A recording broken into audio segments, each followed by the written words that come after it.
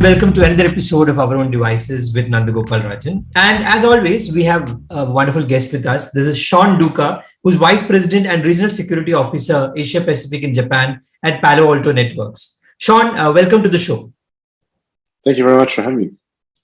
And Sean is going to talk about a very interesting topic because we have all been hearing a lot about the metaverse.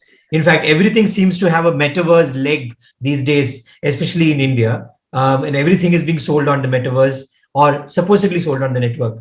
But what does the metaverse actually entail when it comes to security? That's what we are going to talk with Sean about. Sean, what are your initial thoughts about the metaverse? As in, everybody seems to have their own version of the metaverse, literally as well as metaphysically when they think about it. Mm-hmm. Yeah, good question. And look, it probably helps to sort of take a step back and look at the metaverse is really around that next digital shift, if you really want to call it that, which is really around our experience, our behavior, the way that we actually work in a digital environment, work, play, interact with others in real time and simply in a digital environment. Something that we can do actually from the confines of our own homes. While this actually sounds like it's something similar to the internet today, the levels of immersion that will pretty much be presented to us from the metaverse is really going to be set itself apart. We're going to be leveraging things such as augmented reality, virtual reality, leveraging a lot of the smart devices and allowing us to engage, interact in a rather sort of multi-dimensional way of interacting with the content that's actually out there. So in essence, it's really blurring the lines between what we see today between sort of physical, digital, the way the businesses and consumers really sort of interact. So whether it's B2B, B2C, participants will really be able to sort of get to a point where they can start to enjoy the multi-dimensional content that's actually out there. At the same time, start to really experience, shopping, living, experiencing, learning in a completely different way that we've ever done it before. So, it's completely different. It's immersive. It's maybe based on some things that we know, but how it's going to reach out to people. How audience are going to have touch points. Everything is different. So if you're looking at creating things to protect it, to secure it, do you go back to conventional ways of doing things, or do you have to think completely out of the box? Look, I think you always need to go back to conventional thinking of the way that we try and sort of protect things. At the end of the day, if we collect information, we need to protect it. If we're providing a service, we need to think about how do actually people interact with that. Yeah, so for me, some of the things that automatically stand out as requirements, if you want to call it that, for an organization that wants to sort of stand up a shop front, if you want to call it that, on the metaverse, they need to think about how they protect their brand, how they protect the way that they interact with their consumers, their customers, what type of information they're going to be collecting, where is that going to be stored, how is that going to be protected, who's got access to that. The applications that we're starting to really build, they're applications that are going to be built by standard programming languages that we typically use today. If I was to use an application that is going to be created in, C# or the C programming language in general, there's things that I need to think about of how do I protect that, because software is actually written by humans and humans can actually run or write software that has got vulnerabilities and exposures that we need to think about how do we protect that. It wasn't too long ago, only probably about 6+ months ago that we started to see the Log4j vulnerability running around that was causing a lot of heartache and concern for organizations. Those same things potentially could apply in the metaverse. So we need to think about that same rigor that we would actually want to do in our own, let's call it corporate environments. We would still need to apply that to anything that we're doing on, in the metaverse, so to speak. Also, do you think, there is going to be a little bit of consolidation because now everybody wants to be on the metaverse, do something on the metaverse. But a lot of what they do might not really make sense on the metaverse or doesn't really need a metaverse, right? You don't really need to sell mangoes on the metaverse. I actually saw something like that because it's mango season in India right now. So do you think a lot of consolidation will happen on what we think is the metaverse and then we have a better idea of, of the assets and stuff that we need to protect them? Yeah, look, I think consolidation is going to be an interesting one. I don't think we're at that point yet. Maybe sometime in the future. If I look at it from a retailer's perspective, metaverse is effectively yet another channel. So retailers talk about a concept called omni-channel, which is really around I want to be able to see that if I've got a consumer called Sean, and he's interacting with our bricks and mortar store, or Sean then goes online and actually starts to look at some of our products, and Sean goes onto the metaverse, that's yet another channel, yet another way that we actually interact with our potential customer being Sean. It's the exact same thing. There's no difference. So metaverse is just another channel that they actually use to sell. It's kind of like saying, back in the pre-dot-com days when people weren't on the internet, we only had that sort of interaction through bricks and mortar. Going to the physical store, that's how you actually interact with the store. And then all of a sudden we had a new channel being the internet. Metaverse is just the third channel that pops up, so to speak. So, what it's going to really provide is just yet another avenue to interact with people. But at the same time, some organizations, I think, are going to be able to experience and leverage and harness the ability where some will be able to work towards a very experiential marketing and service approach to drive greater brand recognition, loyalty. You look at things like Fortnite, the big sort of gaming solution that's out there. Blockchain-based gaming economies on platforms like Roblox and or a range of other solutions. I think this is just another way that potentially some people may flourish. Some people may find that there's a brand new route to market that they've never thought about before. And I think that's what the metaverse could provide. But it's not something that's going to be tailored to every single organization out there. Metaverse could bring significant changes to the way that we work. Virtual collaboration tools, the way that we conduct meetings, the way that we become more inclusive in enabling people. We've come off the back of the last 2.5 years where, many of us were actually forced to work from home. And for years, we've always dealt with that as, corporations have dealt with people come to work. The last 2.5 years, we've thought about how do we deliver work safely and securely to people, for the last 2.5 years. Metaverse could actually change that yet again and say, how do we create a better way to collaborate? I'm currently out in the other side of Australia where I currently live, and I'm working from a hotel room. This week I've actually worked from, a customer's premise. I've worked from home. I've worked from the actual office. That work from anywhere concept is actually there. It's thriving. It's actually there. Metaverse potentially could be another way that I may be able to just put on some, Oculus glasses right now and interact with a customer. And that's actually something that we're starting to talk about. And we're still at the early trailblazer days, but the reality is there that we could start to interact with people a completely different way where maybe I don't need to fly to the other side of Australia to interact with some of our customers. Maybe I could actually just meet them directly on the metaverse and converse with them that way. The concept of the extended reality also, right? Absolutely. Where it flows, beyond the physical. Correct. Also, Sean, the concept of digital assets sort of become important when we talk about the metaverse, because you will be creating, you will be owning, you will be selling, you will be buying, once you get on the metaverse from what we are hearing. But the early stages of that, like for instance, an NFT or even a Bitcoin is also shown us that this is a huge new vulnerability in the system. There is a lot of scams that happen. There are a lot of rug pulls that happen.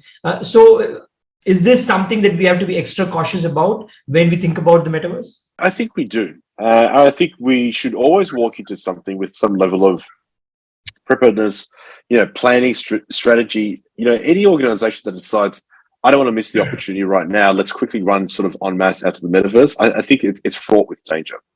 But I can also see the reason as to why people are thinking, I don't want to miss out on this. And I'll use this as an example, or it's analogous to, today, one of the most central places in the world for shopping would probably be New York. If you think about Fifth Avenue in New York, today in 2022, having a shop front on, Fifth Avenue would be one of the most expensive pieces of real estate you could ever buy. But if you actually bought real estate back in 1980, 1990 even, it was probably a cheaper proposition. I think that's where people started to look at the metaverse today probably is going to be a cheaper way to get into it. So let me do that right now, as opposed to buying into the metaverse 5 years from now where they think that, prices will be astronomical. But with that, we need to think about, let's not run into it, because identity theft is actually a real concern that could start to become a very major concern for us. There's a critical need for people to verify and secure their digital identities to ensure the data they actually share, interact with us, is not actually misused or sold. In this unregulated world that we're going to be moving into with the metaverse, we need to ensure that, there are ways that we could start to verify the digital identities. Because that is something that's attractive to cyber criminals. I can right now go onto the metaverse and buy clothing from some of the high-end clothing retailers to actually fit out my avatar that I actually have on the metaverse. And my avatar, or my pseudonym, if you want to call it that, probably is not going to be Sean Duca. It's going to be something that's completely different. It could be, the king. And I could be actually walking around in the metaverse. I could be wearing a crown. I could be wearing one of the best, Gucci suits or something to that effect. But it could be a very flashy avatar. But that is not even me. And how would that be me? So we need to actually try and work out how do we verify that. The metaverse will also start to see how we migrate from logins, passwords, the typical sort of digital avatars that I talked about, to more of that sort of encompassing way of how do we interact with people. Right now you've got the Oculus virtual reality glasses. There's going to be a range of different types of glasses that are going to be used. That means the attack surface starts to grow. Cyber criminals are going to start to look at those different types of devices that are actually out there that link that sort of physical to digital world, and see, is there a way that we can potentially start to, compromise those particular devices? And as they start to increase, so does that attack surface, and so does that ability for a cyber criminal to really, get onto a different vantage point.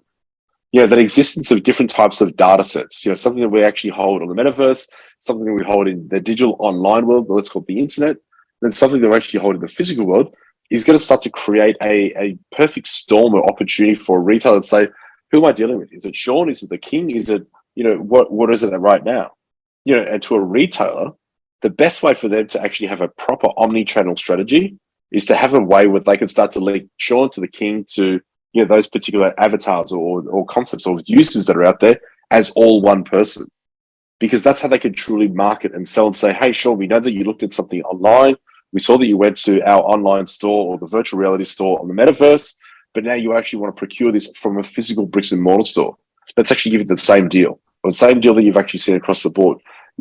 That's something important to a retailer, but at the same time, that bit of information of what's actually been collected is something that's actually paramount for them to, transact with us. And that could also fall into the hands of a cyber criminal where they say, you know what, that's actually now up for ransom because we've encrypted that bit of data. We're going to provide some sort of double extortion technique that says you need to either pay us the money, or we're going to release this information that says that we've actually been able to link all these different types of user information all together. So we need to think about how do we start to safeguard and secure this at all times. So every business should think about, think for a second, what's the strategy, what's the plan, because something great is out there, but let's ensure that we do this the right way before someone actually tries to take and compromise, that digital reality or that digital world that we're trying to embark on. Is it also slightly more complicated because, you mentioned an unregulated world, but it's not technically one world, right? You have many bubbles which are being, Correct. Are propping up across the world. Now, they're not really talking to each other. You don't have segues from one to the other right now. Yep. There is no standard. So is it even more complex compared to, protecting something on the internet as we know it right now? Absolutely. But it's no different to kind of the world that we live in right now. If I was to be a multinational retailer, I could have rules and regulations that actually impact me in Australia. But if I was to actually be where you are right now in Delhi, there's rules and regulations that actually sort of impact that. There's no difference in the metaverse. The difference is there are no rules and regulations. So we're going to be playing in different worlds. And sometimes some of those worlds may actually be a little bit more nascent in their approach to how they do things. So I think we're going to be walking into some very interesting worlds where, it's the wild, wild west. You can do whatever you want. The internet, to a large extent, and let's be honest, call a spade a spade, it actually thrives for people that actually want to be anonymous. You can actually start to do whatever you want online without people really starting to chase you. It's very, very hard. Sometimes even for law enforcement to actually try and persecute and chase people online when in theory, you're actually hiding behind the blanket of the internet, that anonymity that's actually being built into it. Same thing could actually work in the metaverse. The metaverses, if you want to put it in a bit of a plural context. So it's going to be the entire band from the nascent to the nasty, right? And right. Always. Yeah. And the nasty is going to be sort of powered by this anonymity that you mentioned. So how important is it for law enforcement to be able to connect the anonymous avatar to an actual person? Yeah, look, I think it's going to be very important. And at the end of the day, law enforcement works with, organizations. Like, think about the retailers that are going to be out there. that they rely on some of that information to actually be provided to them. When you think about it right now, out of the 150 nations that we've got around the world, only about, I think, 15 or less than 20 at least have actually got any form of laws that actually relate to computer crimes. And a lot of them right now, and I guarantee if not all of them, have absolutely nothing that relate to the metaverse. There's definitely nothing that's actually been caught out specifically. So, law enforcement is going to have a very hard time. But at the end of the day, an organization still needs to protect itself, because law enforcement may not actually be there to protect them, so to speak.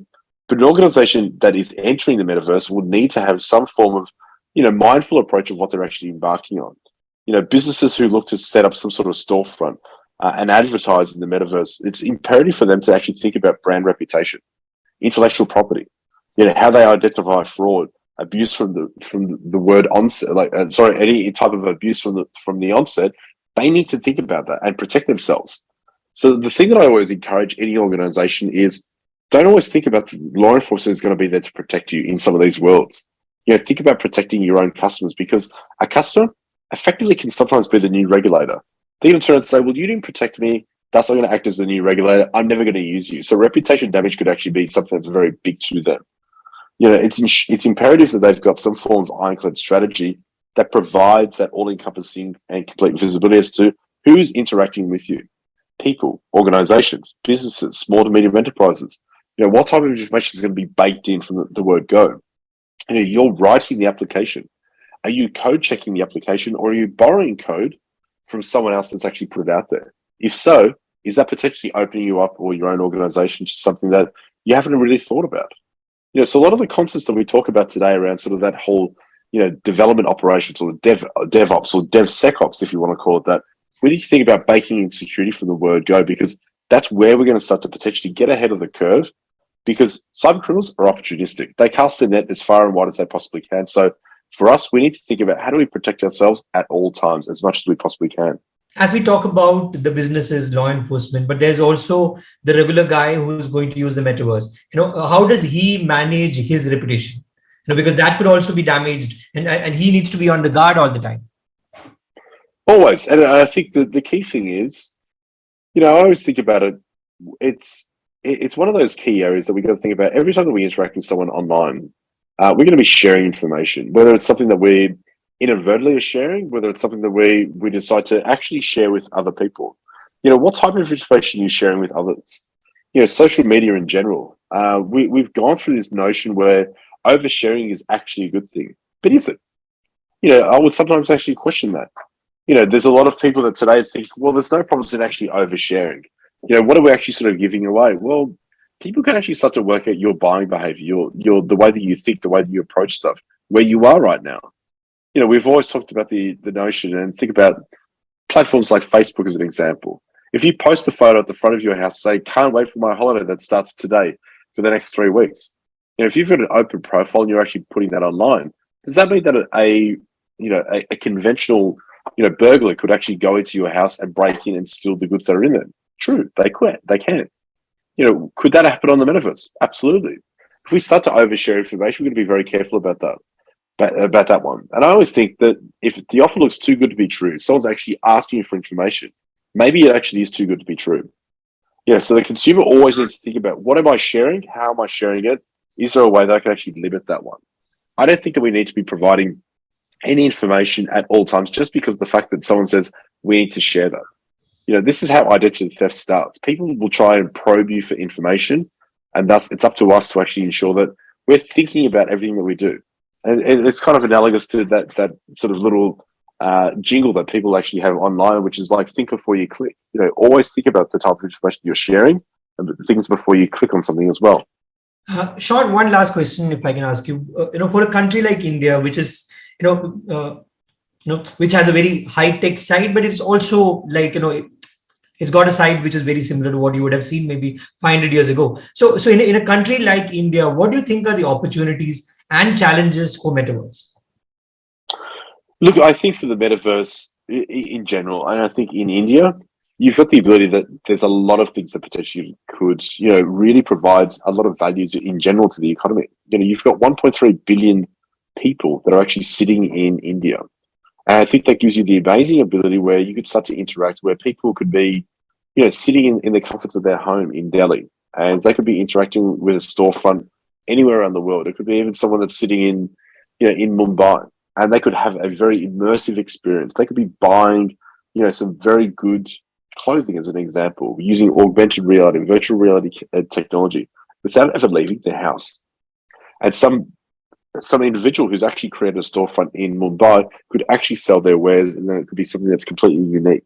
I think that has amazing potential and opportunity. But I think the other key thing is it's not just simply a buy, sell services. I think the way that we approach things is going to change completely. The way that we actually sort of interact with people on a regular basis, the way that we're actually interacting right now, we're using a collaboration tool. Imagine an environment where I actually put on these goggles right now, and I could actually be sitting in this room that I am right now, and it actually looks like you're sitting in front of me. I'm a person pre-COVID. I used to actually travel to India 5 to 6 times per year. And I miss it. And India is by far one of the most favorite places that I actually travel to or have traveled to for years. I miss that. I miss the ability that I could actually sit in a room. Metaverse could actually give me that experience. And all of a sudden, people could start to experience India the way that I've actually been fortunate enough to see for almost 20 years now. So I think there's a lot of positives that I can actually come out there. But we're just always going to be mindful that for every positive thing that we actually do, for every amazing thing that we actually take a step forward, someone's actually out there to try and disrupt our digital way of life that we are trying to actually build for ourselves. Thanks, Sean, for some very, very insightful conversation. And it's really opened my minds on the possibilities of the metaverse, even at an individual level. Thanks a lot for being on the show. No, thank you very much. Really appreciate the opportunity. You are listening to Sean Duca, who has joined us from Perth, down under. And we'll be back again with another guest. This is Our Own Devices. Catch us everywhere you listen to your podcast.